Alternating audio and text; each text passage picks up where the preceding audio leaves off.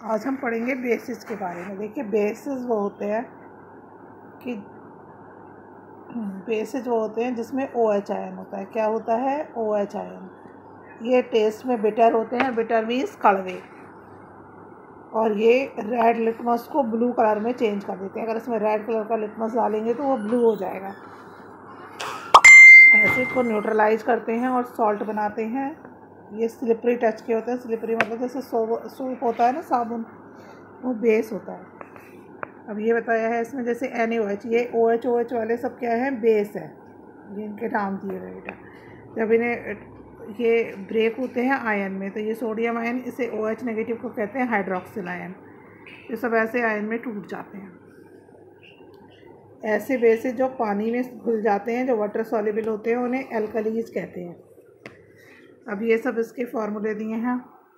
Sodium hydroxide NaOH, सामने लिखा होगा बुक में, आप लोग देख लेंगे। KOH।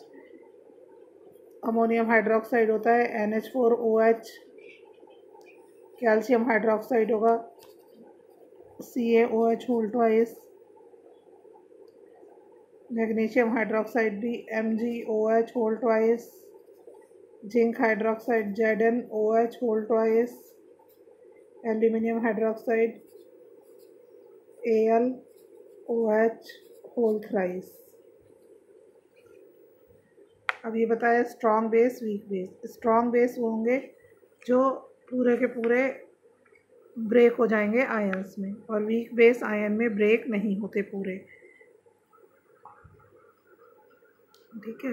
अब जैसे वीक बेस कौन से होते हैं वो याद कर लेने। Calcium hydroxide, magnesium hydroxide, ammonium hydroxide, ये वीक हैं, बाकी ये सब स्ट्रॉन्ग थे। अब इन्होंने दिखाया कि मैग्नीशियम जो है ऑक्सीजन से मिला। मैग्नीशियम रिबन को जब जलाते हैं तो क्या होता है? मैग्नीशियम ऑक्सीजन से मिलता है तो ये MgO बनाता है, मैग्नीशियम ऑक्साइड। और जब इसकी ऐश को, इसके राख को पानी में डाल देते हैं, तो पानी में डालने के बाद उस राख को जब पानी में डालेंगे तो सोपी टच की होती है। सोपी टच का मतलब बेस बनेगा, बेसिक नेचर आएगी। कौन सा आएगा? Basic nature. जब मैग्नीशियम रिबन को जलाएंगे तो MgO बनेगा, और MgO कौन सी नेचर देगा? Basic nature.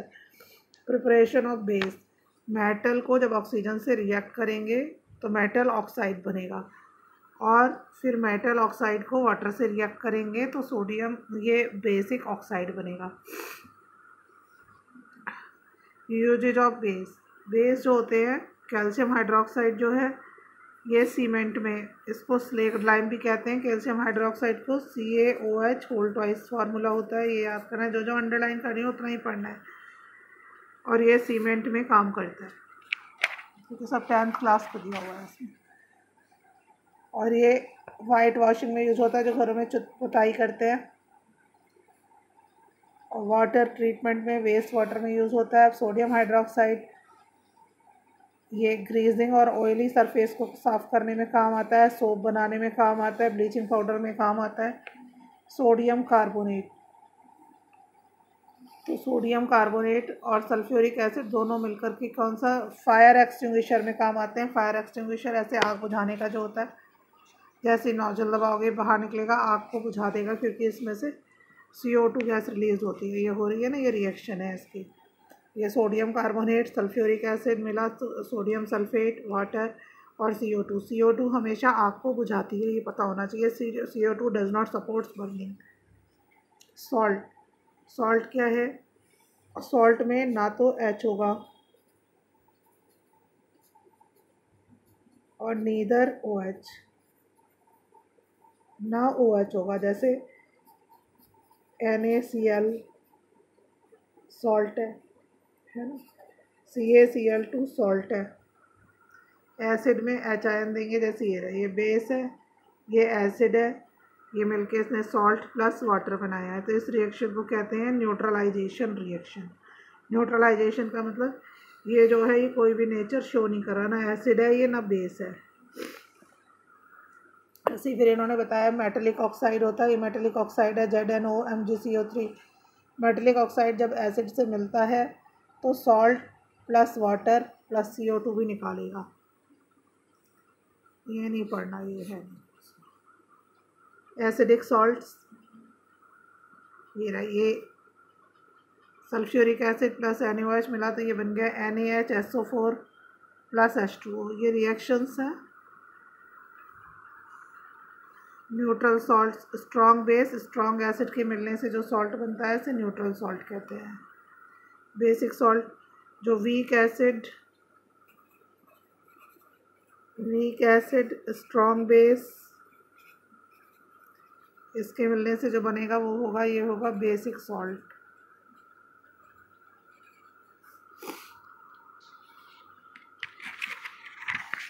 अब ये है आपका सोडियम बाइकार्बोनेट, इसका फॉर्मूला होता है NaHCO3। इसको सोडियम हाइड्रोजन कार्बोनेट भी कहते हैं। ब्रेड केक वगैरह बनाने में यूज़ होता है, मेडिसिन्स में यूज़ होता है। पोटाश अलम फिटकरी कहते हैं, पानी की सफाई में प्योरीफिकेशन ऑफ वाटर में यूज़ होती है। पोटेशियम नाइट्रेट फर्टिलाइज़र की फॉर्म में यूज़ होता है। सिल्वर नाइट्रेट फोटोग्राफिक फिल्म बनाने में यूज़ होता है। न्यूट्रलाइजेशन, इसको दोबारा दे दिया है इसमें एसिड प्लस बेस, मैंने बताया था पीछे सॉल्ट प्लस वाटर, बस ये मेन याद रखना है, इसे न्यूट्रलाइजेशन कहते हैं।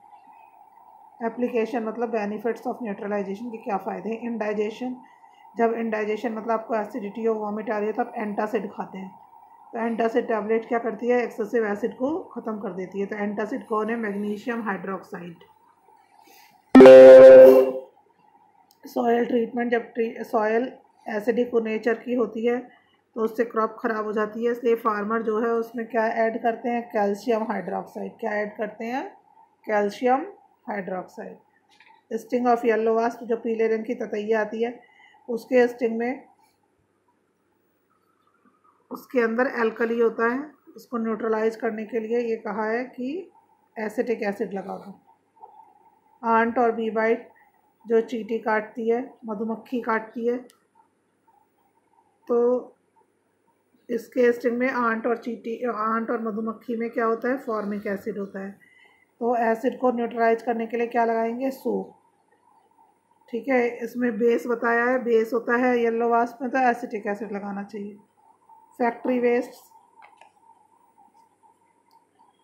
ये बताया है कि जो वेस्ट सब्सटेंस निकलते हैं फैक्ट्री से उसमें बहुत सारे पॉन्ड्स वगैरह में डाल देते हैं आप, तो वो सब बहुत नुकसान करता है। तो इसलिए फैक्ट्री वेस्ट को हमें बेसिक सब्सटेंस से ट्रीट करना चाहिए।